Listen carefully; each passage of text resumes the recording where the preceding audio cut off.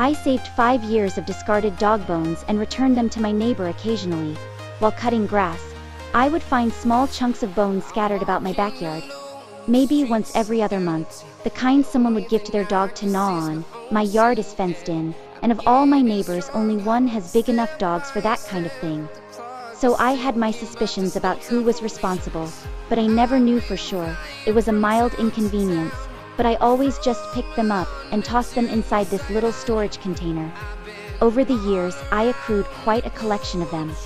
One day I came home from work in the early afternoon, and as I was pulling into my driveway, I saw something get lobbed over the shared fence with my neighbor, who I always suspected. Older guy, I think he was cutting grass. I am guessing he did not want to run it over with his mower, and instead of acting like a human being and disposing of it properly, he throws it in my backyard because he's a piece of shit. Now, I pride myself on being a reasonable person, but I can also be a petty, vindictive little asshole under the right circumstances. I could call him out on it, and he might stop, or he might do it more just to be a prick.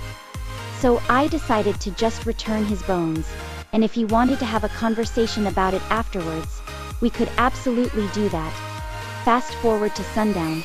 I go outside and proceed to throw probably 100 bone chunks over the fence over the course of a half hour. There was something deeply satisfying about it, cathartic. Even a week or so later we see each other when we are both leaving our homes.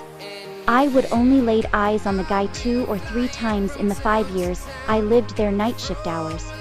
I would characterize his facial expression as severely disgruntled. I could not stop smiling. He did not say a word about it. How could he? He would have to acknowledge what he had been doing for years, have not seen a bone since.